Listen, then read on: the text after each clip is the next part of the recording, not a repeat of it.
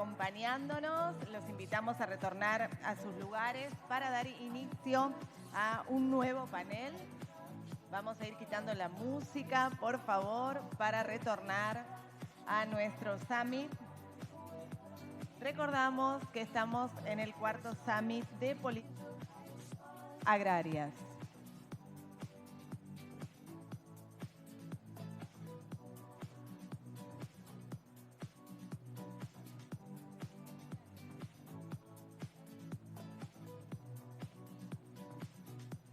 Muy bien, vamos a invitar a quienes van a conformar parte de nuestro panel. Vamos a recibir a Mercedes Arauz, que será nuestra moderadora, Juan Carlos Paz, Juan Carlos Paredes, Daniel Bustamante y Antonio Cuenca. Por favor, los invitamos, bienvenidos. Los invitamos a acercarse a nuestro escenario. Y este panel, como les decía anteriormente, está titulado Cabotaje, un camino a la competitividad en el mar de Grau. Moderado por la señora Mercedes Arauz, exministra del Ministerio de Economía y Finanzas. Y los panelistas son el señor Juan Carlos Paz, presidente de la Autoridad Portuaria Nacional, APN. Nos acompaña el señor Juan Carlos Paredes, director agrícola de Pampa Baja. El señor Daniel Bustamante, director comercial de Agrícola Cerro Prieto, y el señor Antonio Cuenca, especialista en comercio exterior. Antes de iniciar, voy a pedir un fuerte aplauso para recibirlos a todos. Bienvenidos. Y ahora sí le cedemos la palabra a nuestra moderadora. Adelante.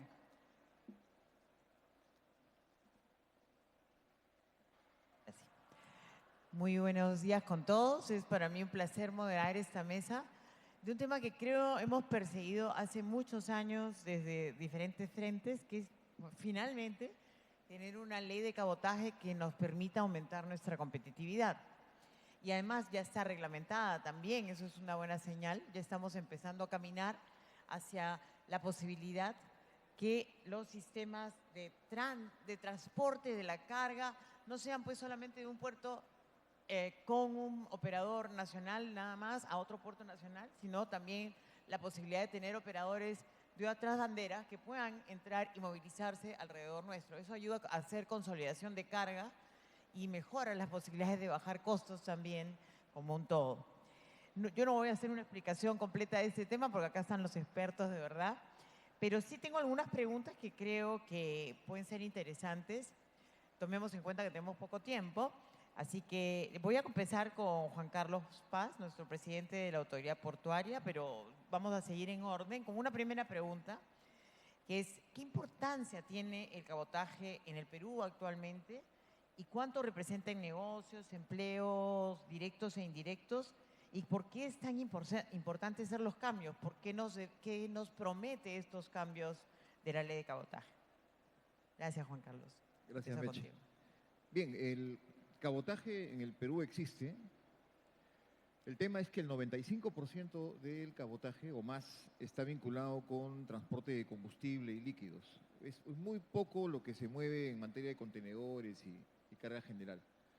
Y la idea de la liberación es permitir el crecimiento de ese tráfico de carga a través de una liberación que permita justamente buques de cualquier bandera hacer este transporte. Entonces, la reforma que empezó el año 2018 con el decreto legislativo 1413 permite eso y se ha consolidado con la ley 32049 que elimina los dos últimos requisitos para que esto sea factible. El reglamento ya está vigente y lo que se va a lograr con esto es una mejora logística enorme porque, como bien sabes, hoy día aproximadamente 100 millones de toneladas se mueven por la carretera panamericana. Y eso es altamente ineficiente. Queremos que pase esta carga, al menos un buen porcentaje, al mar. Tanto en lo que es comercio interno como la vinculación con el comercio exterior. Entonces, esto es vital para el Perú, porque si queremos construir una logística más sana, nosotros desde la Autoridad Portuaria Nacional lo que hacemos es aplicar una política de Estado. Hay una política de Estado clarísima en materia portuaria. Y esa política de Estado se refleja en la propia existencia de la Autoridad Portuaria Nacional, y la formulación del Plan Nacional de Desarrollo Portuario, que está articulado con el Plan de Desarrollo Logístico del Ministerio de Transportes. En esa medida, lo que tenemos que lograr es que nuestros puertos estén preparados para poder justamente atender el cabotaje y tener un medio mucho más eficiente que permita que estos planes realmente nos proyecten al futuro y conviertan al país en un centro de operaciones de la logística global mucho más eficiente que el que tenemos ahora.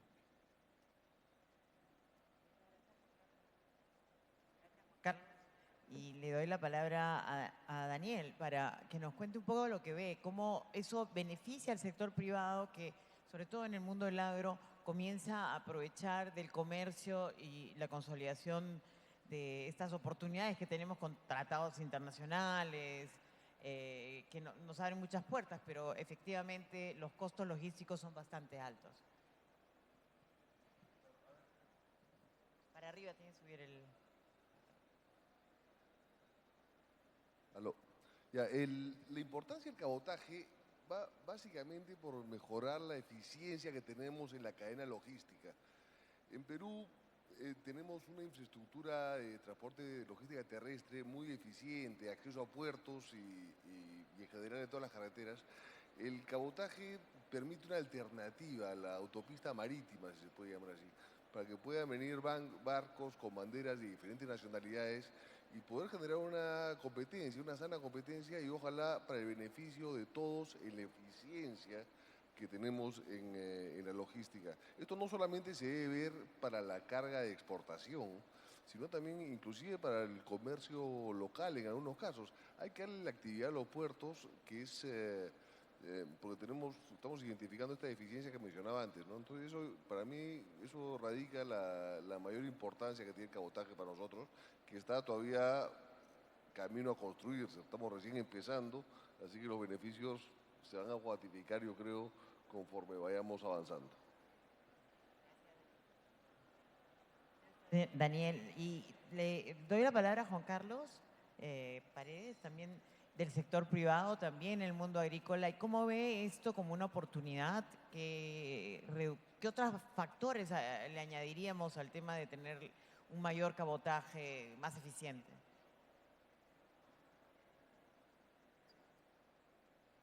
Súbele el botoncito para arriba. Ok. Gracias, Mercedes. Creo que es importantísimo para el sector el tener el cabotaje. Tenemos un ejemplo en Arequipa. Lamentablemente nosotros en el Perú lo que nos más falta es infraestructura. Entonces lo único que nos une a lo largo del norte y el sur es la Panamericana Sur. Ya pasó en algunos años que hubo unas marchas, tomaron la Panamericana y nosotros somos productores de productos frescos, como por ejemplo la uva. Tuvimos que guardar 3 semanas de uva en bodega y como es producto fresco, luego llegó al mercado y ya no tenía el mismo valor, evidentemente, una pérdida millonaria. Además somos productores de leche y somos uno de los más grandes del país, producimos cerca de, digamos, una ración para 700.000 niños diariamente de leche, ¿no? Tuvimos que botar el equivalente a 3 días de producción al desagüe. Entonces, si bien es cierto el cabotaje puede tener algunos visos de rentabilidad o no desde el punto de vista del sector privado, desde el punto de vista estratégico para el país es claro la ventaja que tiene, ¿no? Entonces, yo escucho siempre que se habla del cabotaje y las bondades del cabotaje, pero nunca encuentro una razón desde el sector público o privado por la cual no se ejecuta el cabotaje. ¿Por qué no tenemos cabotaje en el país? Y como decía Daniel y comentamos en el preludio, Chile lo tiene, otros países lo tienen, en Europa es común y corriente el tema del cabotaje. Pero el Perú, todo el mundo está a favor, pero no tenemos cabotaje. Entonces algo tiene que haber que está amarrando el tema que hace que no se desarrolle. Como repito, es un tema muy importante para todo el sector, norte y sur.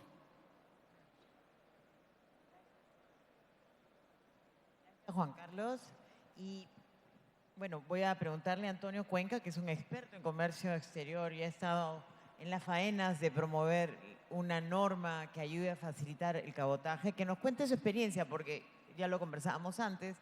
Yo recuerdo haber estado en el 2006 en el Ministerio de Comercio Exterior y Turismo y ya impulsábamos, y ya venía desde atrás el impulso de una ley de cabotaje y no sucedió hasta el 2019. Entonces, hay toda una aventura que ha pasado y tú has sido uno de los grandes promotores de este tema, así que cuéntanos esa aventura y cómo llegamos ahora hacia el futuro, ¿no? Mirando hacia el futuro. Hola. Súbelo para arriba. Sí, ya está, ¿no? ¿Se escucha? Gracias, Mercedes. A ver, vamos a comenzar con una linda frase que siempre me ha encantado, que dice, el mar no se tiene que asfaltar, ¿no?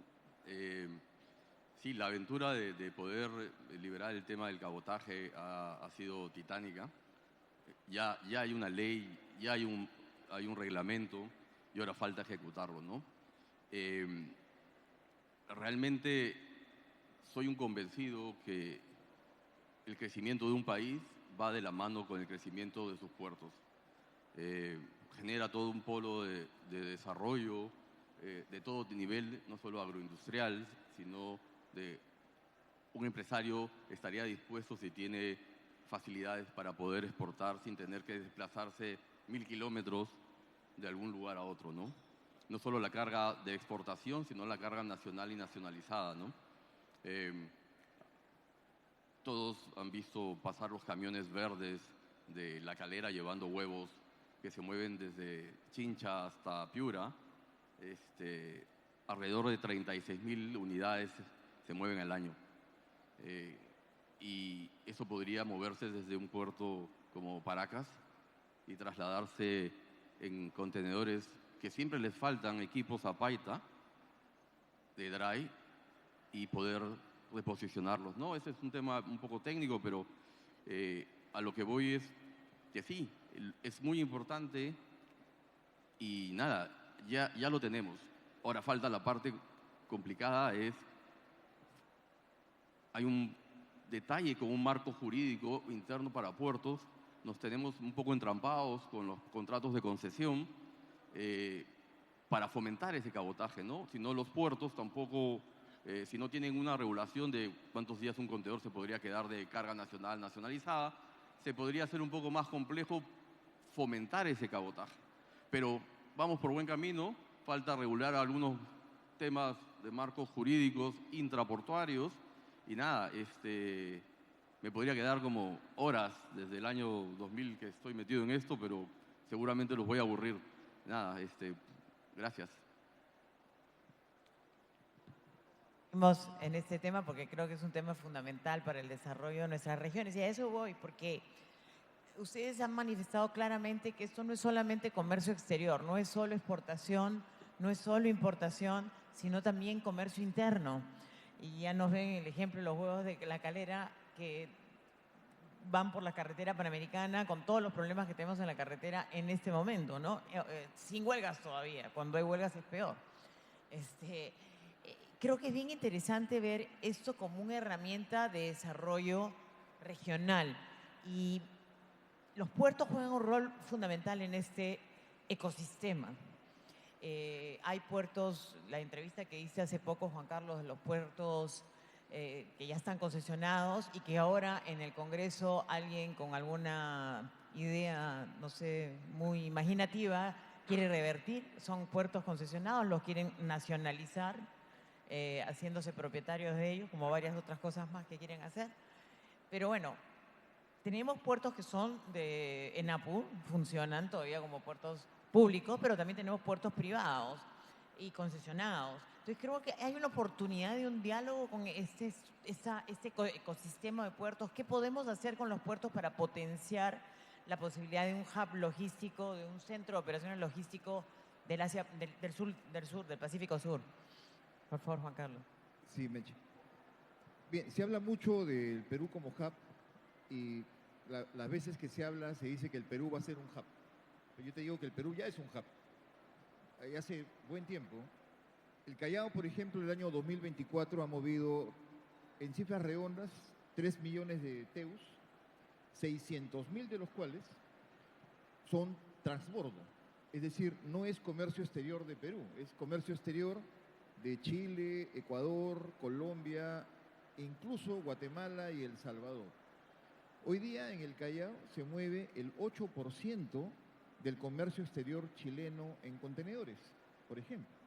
O sea, para Chile, Callao es estratégico y es un hub. En los 6 meses de comisionamiento de Chancay, le acabamos de dar su licencia portuaria hace una semana. En esos 6 meses, Chancay está en 30% de transbordo. ¿Qué quiere decir eso? Que Perú se está consolidando como un hub regional. Y por supuesto que esto obedece al atractivo que tiene la eficiencia del Callao, la eficiencia de Chancay, la eficiencia de nuestro sistema portuario en general, y ahora con la ruta directa que vamos a tener, o que ya tenemos, de Chancay a Shanghái en 23 días. Ya vamos a estar recibiendo carga mexicana también. Entonces, se espera que en los próximos meses esta consolidación que tenemos del hub en Perú se fortalezca aún más. Muchas gracias. Y viendo esta posibilidad de tener al Perú como un hub logístico, los agroexportadores han sido en gran medida los grandes dinamizadores de sus economías más cercanas, ¿no? O sea, no solamente son pues un enclave, sino son realmente actores vivos en el desarrollo empresarial incluso de sus regiones. Entonces, quizás me encantaría que ustedes dos, que están en ese mundo empresarial, tocando tierra en el sur, en el norte, ¿cómo ven que esta posibilidad del desarrollo de un hub logístico como el que se nos está planteando comience a generar una dinámica económica en las regiones del Perú, inclusive aquellas que no están en la costa? Y esperemos que la ley que hoy día está debatiéndose por segunda vez sea aprobada, ¿no? Pero creo que por ahí tenemos alguna oportunidad para conversar, porque hay mucho desarrollo regional que creo que deberíamos incidir ligado a esto, que es mirar la infraestructura y los servicios logísticos como parte de un sistema de desarrollo para el país, ¿no? Por favor. Gracias, Meche. Mira, has dicho algo que es bien importante referente a la importancia de los agentes económicos a donde desarrollamos los proyectos agrícolas. Son áreas muy alejadas de las ciudades y muchas veces olvidadas por el Estado y por todo el mundo. Entonces, los proyectos agroindustriales comienzan a ser un agente muy importante y dinamizador de esa economía y de la economía regional. Digo esto porque los puertos podrían tener un efecto bastante similar. Me voy a robar un poco un tema más propio de Antonio, pero la tendencia naviera, salvo las navieras de nicho y todo, que también son muy importantes, pero la tendencia naviera viene a los grandes buques, que son buques más eficientes, lo que estamos viendo o anhelando que pase de acá de Chancay a Shanghái. Todo eso se replica a nivel de diferentes navieras. Y por supuesto que estos barcos grandes, estas naves nodrizas, se le puede decir, no van a parar en 5 puertos en Perú, van a parar en 1 o en 2, pero no sé en cuál. Y ahí la importancia de la dinamización de los puertos regionales. Estos deberían estar alimentando con feeders a los diferentes puertos donde están estas naves más grandes. Hoy sí se hace con feeders que se van a alimentar naves también a Guayaquil y a Panamá. Esto también se hace. La idea es que Perú se puede ir concentrando en un mayor hub logístico y creo que esto puede permitir mucho. Ahora, el desarrollo de estos puertos regionales van a dinamizar la actividad económica alrededor, que va a tener un efecto multiplicador fantástico. Así es el símil que hacía con los proyectos agrícolas que dices. Estos puertos alrededor de los cuales no hay mayor actividad todavía, todo lo que se genera o se generaría con estas actividades de los barcos parando, estos barcos feeders para alimentar, no tiene que ser un barco enorme, simplemente para alimentar las demás, las otras naves, ya sea acá en Perú o afuera, sería un tema fantástico. Hoy con el cabotaje ya se puede. No tengo ni que decirles la cantidad de actividades o de temas que se necesitan digamos, a nivel de agua y saneamiento en los pueblos, educación, hospitales, todo lo que se necesita alrededor de un área de una actividad económica más importante. Yo creo que ahí es el enorme potencial de desarrollo regional que puede hacer esto, el tema del cabotaje, fantástico para el futuro. Gracias. Gracias. Juan Carlos, tú has hablado de los ahorros que se generarían y todas las ventajas competitivas que podría generarse ese transporte. Yo recuerdo, inclusive para temas de solidaridad que tuvimos que tener cuando fue el fenómeno del Niño, acá veo al exgobernador de Piura, la importancia que era el transporte de los alimentos por mar. Todo lo llevamos a Piura por mar.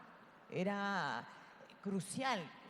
Estábamos totalmente aislados porque todas las regiones norteñas estaban totalmente afectadas, ¿no? Y bueno, pues nos pasa cuando pasa un terremoto en el sur. Entonces, y cuando hay otras incidencias, o sea, ¿qué podríamos hacer acá? ¿Cómo mejora tu competitividad ya cuando estamos en operaciones normales, ¿no? No, sí, yo creo que la pregunta es crucial, ¿no? En el caso del sector agroexportador, estamos sujetos a muchísimos riesgos. Entonces, ya hace 4 años cambió el análisis climático del sector, porque, o 4 o 5 años, decíamos que un niño venía cada 14 años. Ya no es cada 14 años, cada 10, cada 4, ya no sabemos. Y en el intermedio hay fenómenos Yaku, otros fenómenos que se dan un año sí, un año no. Entonces ya el sector está afecto a sus riesgos propios de gestión del sector agro, que ya por sí son muchos, al riesgo de precios, porque los mercados en productos frescos se saturan así, y le añadimos el riesgo de la infraestructura. Entonces, si alguien quiere desarrollar Majes 2, 30.000 hectáreas, evidentemente no va a sacar plata del bolsillo, va a tener que ir a la banca, al sector internacional. ¿Qué le van a decir? ¿Cómo vas a manejar el riesgo de mover tu carga? Entonces, a veces pensamos que, bueno, pero ya viene Majes 2, va a generar 30.000 contenedores de carga y ya irán las navieras. Sí, van a ir las navieras. Y en ese momento, en el año 2035 probablemente, ya haya carga que se mueve de Matarani. Pero antes tiene que generarse desde el Estado las políticas, y AGAP tiene que ayudar en eso, ayudar al Estado, a la parte del Ejecutivo y al Congreso.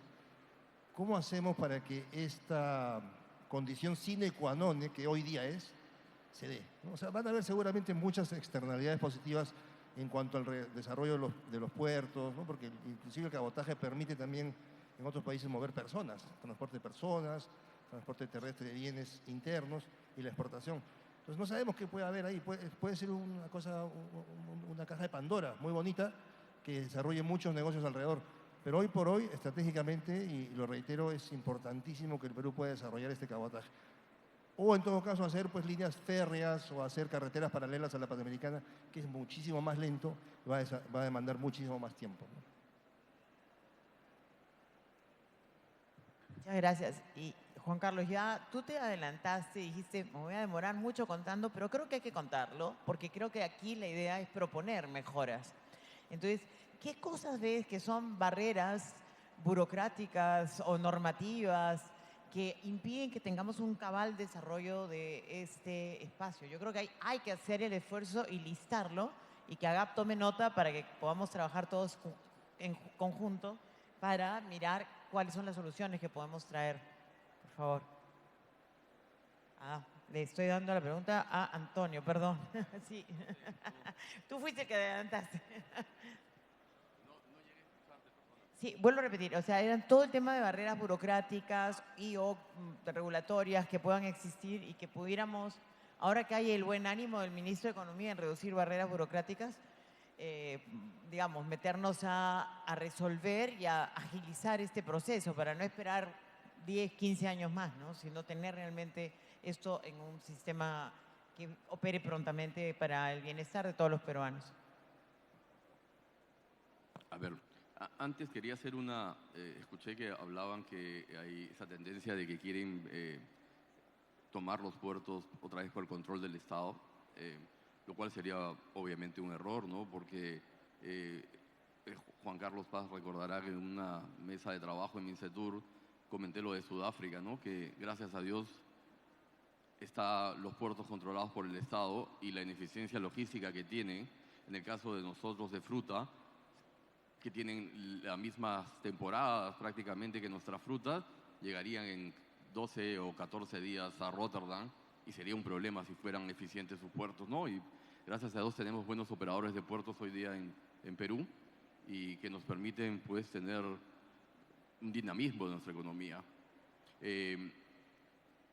Yo creo que, fuera de lo que hablé de los marcos jurídicos y las conversaciones con los puertos para poder darle pincelazo final al cabotaje, tenemos una dificultad mayor, ¿no? Es la tarea más difícil, ¿no? El Plan Nacional de Infraestructura, ¿no? Que está pendiente desde el gobierno de Fujimori, ¿no? O sea, es algo que no ha terminado y la ejecución es muy pequeña y se ha ido partiendo en 1000 pedacitos y no ha habido una planificación porque como país seguimos creciendo, exportamos más, importamos más, las proyecciones de fruta al 2030 son impresionantes y no hay forma de cómo moverlo, ¿no? La oferta de bodega de las navieras no va a ser suficiente, suene que sea trágico, pero es la verdad. Y hay algo que me gustaría decirle a Daniel, cuando habla de los puertos regionales, debemos de pensar que son los puertos principales, porque no necesitamos feeders si crecemos la zona de influencia de una manera tan importante en todo tipo de industria, no solo en agro, que no tendríamos que necesidad de mover un feeder, tendríamos poder tener servicios directos. A eso podríamos apuntar. No es Callao, no será Matarani, cada uno va a tener su propia vida propia, ¿no? Entonces, eso lo queríamos apuntar, ¿no? Pero nada, lo que tenemos que correr es ponerle una fecha a largo plazo para avanzar con el plan de infraestructura nacional y no dejarlo pendiente, porque si no, ni el cabotaje nos va a salvar, ¿no? Entonces, para llegar al puerto va a ser un tema, ¿no? Nada, eso es más o menos, a grosso modo, lo que podría aportar en este momento. Y tienes toda la razón. El último plan de infraestructura que fue hecho en la época del ministro Oliva, Ministerio de Economía y Finanzas, no está ni al 30%.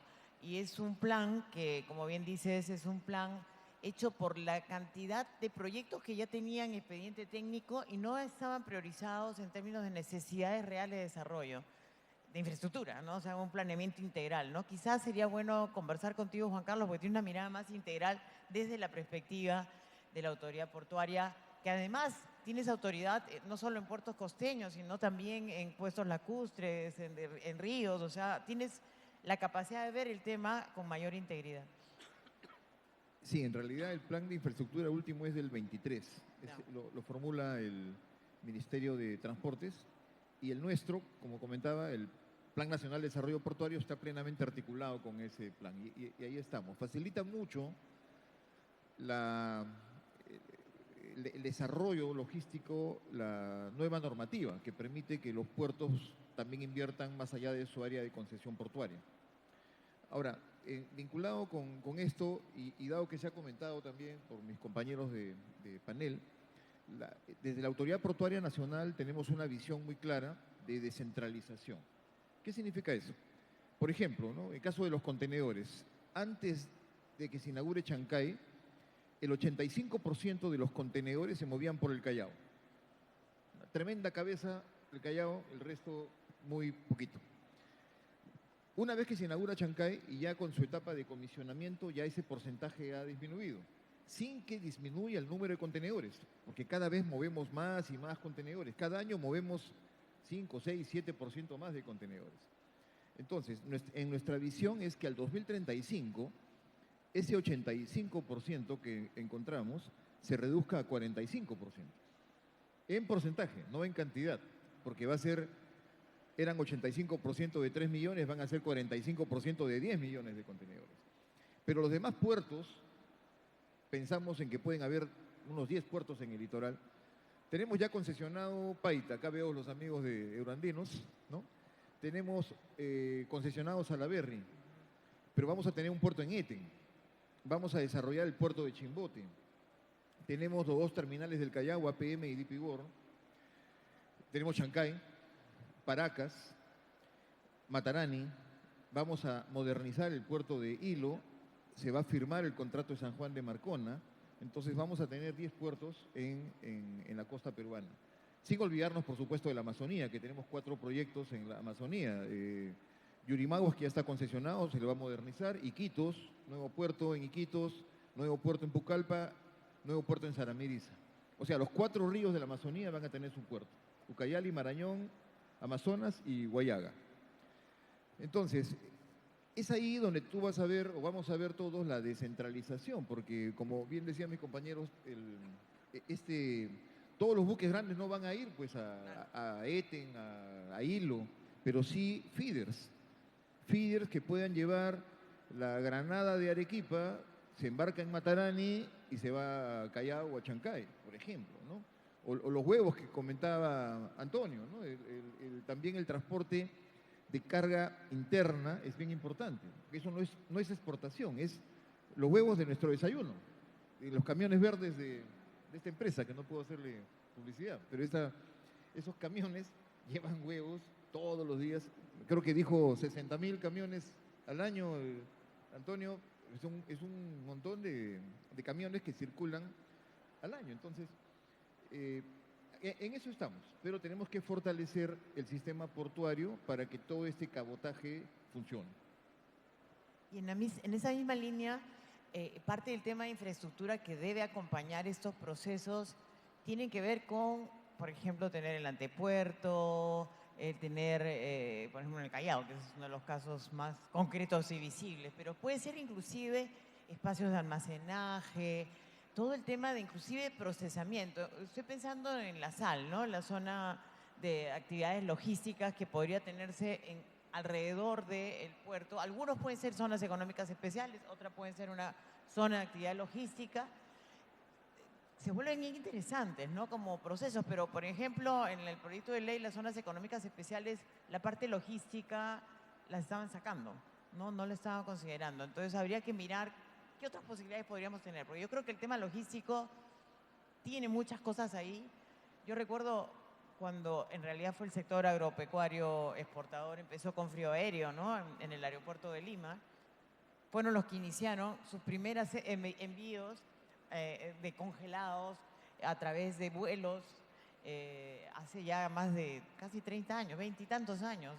Entonces eso es interesante ver cómo el sector privado va impulsando una agenda. Entonces quizás si nos cuentan un poco qué agenda propone los actores del sector privado.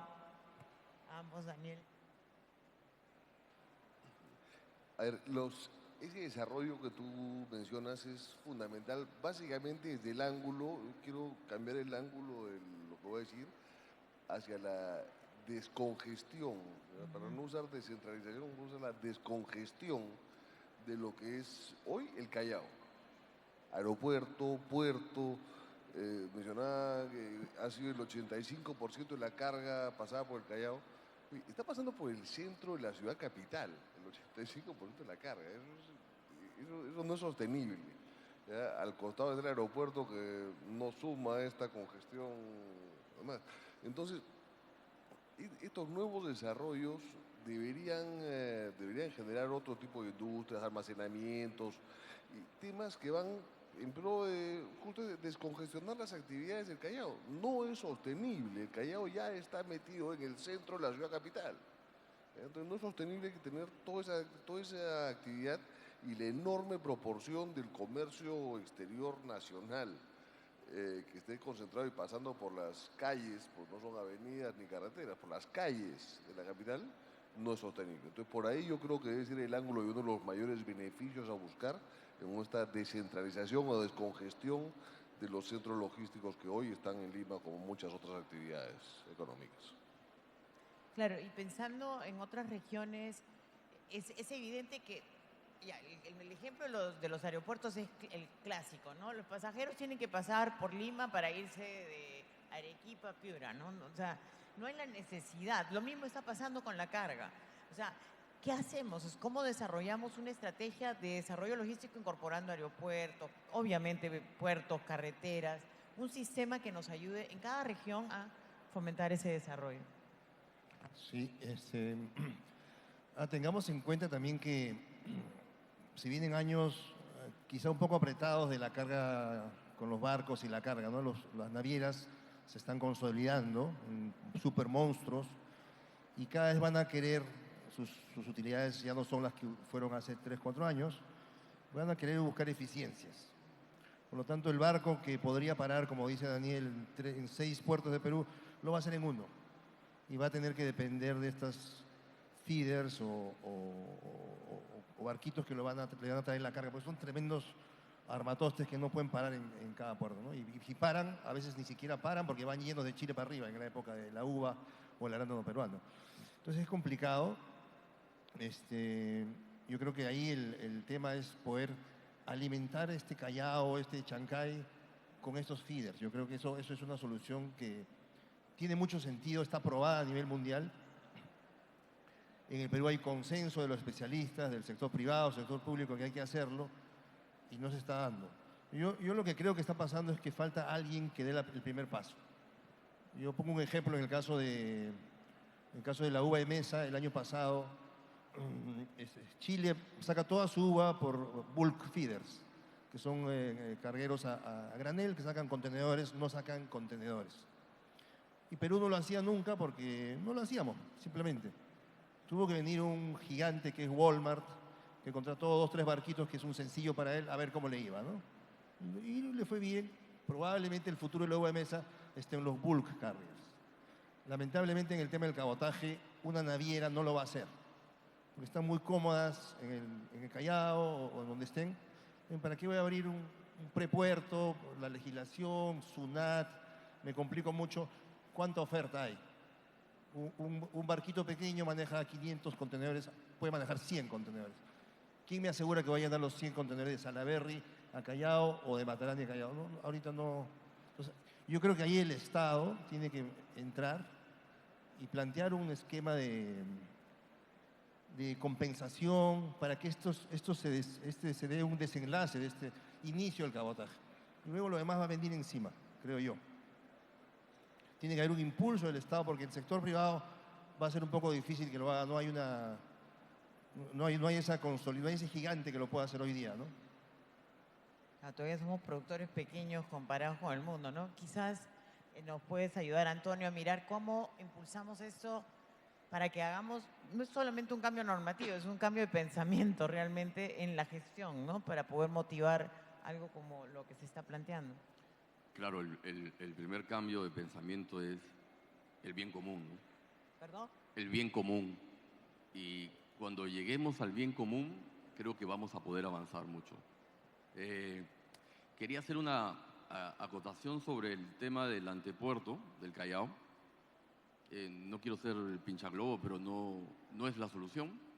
Solo es una pequeño curita, porque obviamente el Plan de Infraestructura Nacional, que incluye a zonas aeroportuarias, portuarias, transporte público, trenes, etcétera, necesita estar implementado para que pueda caminar el puerto, puede tener más espacio, más grúas, más patio. Al 2031 hay un informe que embarcar por Paita, no porque el puerto no tenga la capacidad interna, sino para llegar al puerto de Paita va a ser muy complicado, ¿no? Porque la infraestructura para llegar va a complicarse, todos los crecimientos del norte, desde Chao hacia arriba, va a hacerlo complicado. Entonces, no es que sea el promotor de malas noticias, pero tenemos que comenzar. Si no, no vamos a poder sostener eso, ¿no? De ahí, algo importante que mencionar, y justo hoy día tuve una reunión temprano con las empresas del grupo, y casi el 57% de la oferta de bodega naviera o de contenedores es controlada por 4. Solo 4. El 84% lo controlan las 10 primeras navieras.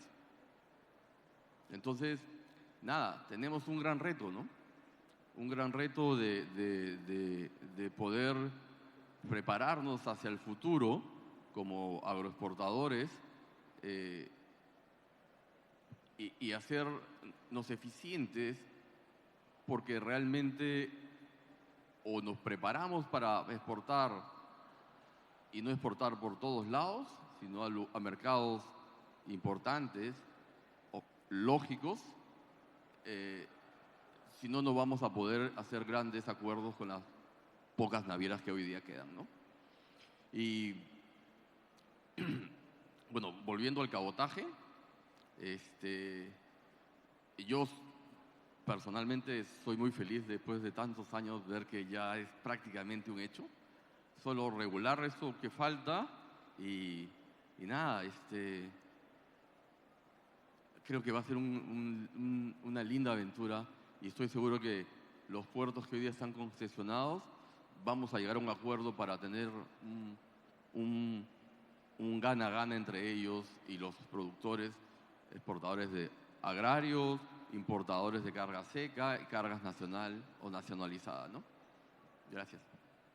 Gracias. Bueno, tenemos 20 minutos más, o sea, creo que podemos dar una última ronda de conversación. El mundo está cambiando rápidamente. Hoy día estamos con todos estos temas de la alta tecnología para el desarrollo, los puertos, los aeropuertos, el sistema de logístico también está cambiando con la tecnología. Y los jóvenes, que aquí hay varios jóvenes que están ya en las industrias agroexportadoras, trabajando, ¿qué tipo de calificaciones deben tener? ¿Qué preparación deberían tener? Tanto por el sector público para atender a estos, digamos, administrados como los administrados, en este caso los del sector privado. Le lanzo la pregunta a todos, pero creo que hay un tema de preparación y siempre que conversamos con Gabriel es el tema, ¿cómo preparamos a nuestra gente para estar preparados al siglo XXI en el agro, pero también en todo lo que son servicios alrededor del agro? Porque creo que ahí está el desarrollo, ¿no? Entonces, ¿qué tipo de talentos ustedes verían como necesarios dentro de este marco en lo portuario, en lo logístico y obviamente también desde el sector privado, que son los operadores mismos, ¿no? Bien, te puedo hablar por el sector público y en particular por la autoridad portuaria, ¿no? En las especialidades que se necesitan en la autoridad portuaria tienen que ver con temas de operaciones, temas de ambiente, temas de ingeniería, temas legales en el tema portuario, administrativos, económicos, planificación. Y en todo eso se necesita formar una meritocracia, definitivamente, y tener el talento adecuado para todo el personal. En la Autoridad Portuaria Nacional, después de 25 años de funcionamiento, yo puedo decir que estoy muy orgulloso del equipo que existe en la Autoridad Portuaria. Acá Roxana, por ejemplo, ¿no? Que ella ve el tema en relaciones institucionales. Y tenemos un buen equipo en la parte portuaria. Puedo hablar por la APN, ¿no? ¿Y qué se necesita desde el punto de vista de la gestión de políticas públicas? Básicamente una buena formación, importante, en todos los campos que te he mencionado, tiene que haber una buena formación. Esta experiencia no se forma en un día, ni en una semana, son años, ¿no? Años, décadas para poder entender bien el mundo portuario, fundamentalmente. Número dos, un compromiso con el país, ¿no? Porque no es sencillo ser funcionario público. Hay muchos problemas que tú bien conoces porque también has estado en el aparato estatal. Así que hay que tener mucho amor por el país, mucho compromiso, sacrificar muchas cosas para estar en el país, ¿no? En el Estado. Más es lo que uno a veces asume riesgos por tomar decisiones. Y tres, mucha proactividad, ¿no? Proactividad en el sentido de hacer las cosas que se tienen que hacer. No demorar, porque ya el Estado demora muchos temas porque tenemos nuestra propia dinámica, pero si tras los procesos tú no le pones el empuje para lograr las cosas, pues al final nunca se hacen las cosas. Y este es un país que necesita muchísimo del sistema portuario. Se ha avanzado mucho en 25 años, hay una política de Estado que funciona, pero eso es por la gente. A menos, como te repito, puedo hablar por la APN y esperamos que en el futuro, estamos formando cuadros también, ¿no? Porque hay gente joven que en algún momento llegará pues a ser director, a ser gerente general o presidente, gente de adentro y también de afuera que se puedan incorporar, que cumplan esos tres requisitos, ¿no? Conocimiento, amor por el país y proactividad. Gracias. Daniel. Bueno, acá adolecemos mucho de la preparación, muchas veces en temas específicos, en mandos medios, en puestos técnicos de vía Senati, TecSub, estoy pensando en cursos o especializaciones que se puedan dar para el sector logístico que está cambiando mucho. El sector logístico en general y en particular lo que compete a los perecibles, está avanzando muchísimo, ¿no? Y muchas veces no estamos acá a ciertos niveles, digamos, para poder montarnos en ese caballo. Uso el ejemplo de hace un par de años, me parece, fuimos a capacitarnos a Ecuador con parte del sector privado, el sector público, SENASA, y con el sponsorship de los inspectores del EIFIS en Estados Unidos. ¿Para qué? Para los buques bodega, en cold treatment. Acá no teníamos las capacidades o el conocimiento de hacerlo. Sí, es bueno agarrar conocimiento y experiencias de los vecinos, ¿por qué no? ¿No? Pero de eso falta mucho y la logística es una parte que muchas veces no se le da el peso específico que tiene, porque podemos hacer todo espectacularmente bien. Si nos falla la logística, esa última milla, todo lo que hicimos no vale para nada. Y hay que darle pues la importancia que se debe, el peso específico que se debe, pasa por el entrenamiento de técnicos y ejecutivos a todo nivel.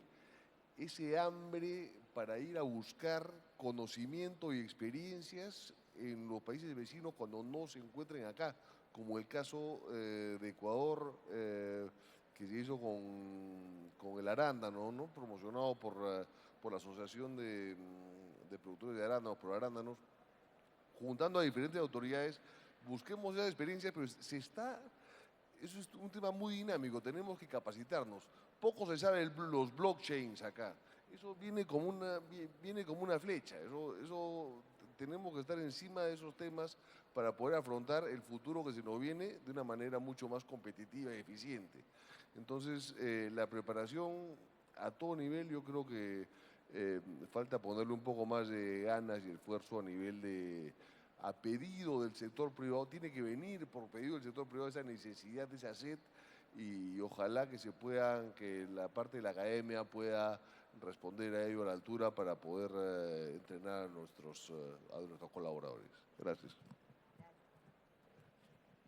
Por favor, Juan Carlos. Sí, yo coincido con Daniel 100%, ¿no? El tema logístico, un tema que nosotros muchas veces no lo manejamos y puede representar entre el 25 o 50% de nuestro costo, dependiendo del producto. En el caso del arándano quizá 20%, pero otros productos 50% del costo, son miles de dólares que tenemos que creer lo que nos dice el que maneja la logística, el que maneja la importación, el flete interno, el flete externo. Yo creo que ahí hay una oportunidad de desarrollar técnicos que estén metidos, que conozcan este tema y que apoyen al sector privado. Estoy hablando del sector privado. En el sector público, obviamente, la precondición es que hayan técnicos pues, del calibre de Juan Carlos, ¿no? Que sean técnicos de carrera y que estén dirigiendo las instituciones, ¿no? Teniendo eso como base, después, desde el punto de vista privado, nos falta... los jóvenes tienen mucha propensión a estudiar ingeniería, ser profesionales, y las carreras técnicas las dejan de lado, ¿no? Yo creo que las carreras técnicas, en el caso del sector agroexportador, son nucleares. El tema de blockchain, el tema de todo el supply chain no se maneja bien en el sector. Otros países lo tienen al reloj, saben su costo por centavo, por kilo de callao a su packing, del packing al otro, los inland cost. Nosotros manejamos el costo de cada importador es diferente. Y no hay forma de negociarlo, no hay forma de decirle al importador, ¿y por qué es tan alto? ¿Qué pasó acá? Necesitamos especialistas en ese sector, ¿no? Hubo un especialista en Europa, un especialista en Asia, un especialista en Norteamérica, y poder tener esa voz con el importador y decirle, esto está muy alto. Este costo bajó, el camión bajó en Estados Unidos, ¿por qué me está cobrando tan alto? Entonces, ¿eso se puede tener? Sí, se puede tener. Y son miles de dólares, ¿no? Yo creo que ahí algo se puede hacer también con la capacitación de este sector técnico, ¿no? Gracias. Por favor, Antonio. A ver, podría robarle par de frases a mi hermano, que es el que sabe de educación, pero nada, voy a usar las mías. Como que estuvimos conversando hace un momento dentro, para llegar a lo que estamos viendo de avanzar y tecnificar, tener técnicos más capacitados en el campo, hay que hacer un cambio estructural educativo profundo, ¿no? Desde lo que conversábamos, el déficit de comprensión lectora, que es uno de los grandes retos que tenemos en el país, ¿no? Y creo que habría que comenzar por ahí, caminar y seguir caminando en esa ruta. Va de la mano quizás con el Plan de Infraestructura Nacional de Vial, pero no son dos cosas distintas. Pero yo creo que ese es uno de los grandes retos que tenemos, ¿no? Ese cambio estructural educativo que nos permitiría dar los siguientes pasos y tener jóvenes bastante más calificados que muchos de nosotros, ¿no? Me incluyo, ¿no? Entonces, nada, eso es creo que la hoja de ruta que tendríamos que mirar, ¿no? Y que cada gobierno de turno debería planteárselo como un mandatorio, ¿no? Sí, efectivamente. Además, siempre se piensa en educación en solamente construir escuelas o pagar más a maestros, pero nunca estamos viendo quién es el cliente final, que es el alumno. El joven que va a entrar a trabajar a todas las industrias de nuestro país y nos pueden llevar al desarrollo, ¿no? Un último tema que también surge por ese desarrollo último que estamos viendo es el tema de seguridad. Y creo que sí, es un tema delicado, pero creo que es un tema donde debe estar incorporado en todos los planes de desarrollo, ¿no? De que tengamos mirando cómo administrar la situación, pero también resolverla, ¿no? Y creo que la generación de empleo que puede dar esto puede ser una parte del proceso de solución, pero no es lo único, ¿no? Entonces, quizás, ¿qué estrategias? Mirando, yo creo que aquí ya como podemos soñando es el límite, ¿ah? Podemos soñar, porque estamos en el espacio para soñar, y pensar cómo estos temas como la seguridad, la falta de tener personal capacitado, la falta de infraestructura, ¿cómo la podemos resolver planteando una agenda de desarrollo país? Creo que por ahí es la pregunta para todos, ¿no? Es un poquito ir no solo un solo tema, sino qué temas nos permitirían llevarnos con buena velocidad hacia ese camino. Y me atrevo a decirle que soñar es el límite, así que están libres de decir lo que quieran. Bueno, nosotros hemos llegado a donde estamos por todo lo que se ha hecho en los últimos 25 años. Esta política de Estado ha demostrado que funciona. Desde que se concesionó Matarani el año 99, luego vino la Ley de Puertos, el primer Plan Nacional de Desarrollo Portuario, la concesión de los 2 terminales del Callao, y de ahí vino Paracas, Paita y todo lo demás. Entonces, son concesiones que están funcionando, estamos alentando inversión privada de muchos países. Son 18 países cuyas empresas invierten en puertos peruanos. Ese récord no lo tiene ningún país de la región. Y somos el país número 7 en volumen de carga en el Canal de Panamá y en valor también. O sea, increíble, ¿no? Séptimo puesto, entre tantas potencias, el Perú es el número 7 en el canal. O sea, el Canal de Panamá es estratégico para el Perú, totalmente. Ahora, hemos llegado allí por una buena aplicación de la política de Estado, pero sobre todo por el esfuerzo del privado, porque tenemos muchas empresas privadas, algunas peruanas como Tramarsa, otras extranjeras como DP World, APM, y actualmente el país ya se está consolidando como hub. Pero eso no es suficiente, porque a partir de ahí debemos seguir mejorando la logística del país. Tenemos algunas brechas que cubrir, porque si bien tenemos tratados de libre comercio con 22 economías del mundo, que representan más del 90% del PBI, todavía tenemos un alto costo logístico, porque los puertos pueden funcionar bien, pero la integración puerto-ciudad hay que mejorarla. Mencionaba la ley del año pasado, permite que cada concesión pueda invertir más allá de su área portuaria. Entonces, con eso vamos a tener, por ejemplo, un antepuerto en el Callao. Y el antepuerto en el Callao va a resolver de buena forma la tremenda congestión que tenemos en el Callao. Otra forma de resolver la congestión es la descentralización, que hemos comentado, porque vamos a pasar, como repetía, de 85% a 45%, con más contenedores y carga que va a estar pues desde Paita hasta Hilo, repartida. Puertos amazónicos conectados con carreteras y espero en el futuro con ferrocarriles hacia puertos marítimos. Tenemos la enorme oportunidad de conectar China, que es la segunda potencia mundial, con Brasil, que es la novena potencia mundial. Todo el comercio exterior brasileño es 7 veces el peruano. Imagínate que parte de ese comercio exterior pase por los puertos peruanos. Otra gran oportunidad. Pero también has mencionado la seguridad. Y la seguridad se pone en riesgo en cada contenedor que sale. Tenemos previsto, queremos que todo contenedor que salga del Perú sea escaneado. Tenemos toda la colaboración de los concesionarios para eso y por supuesto de SUNAT.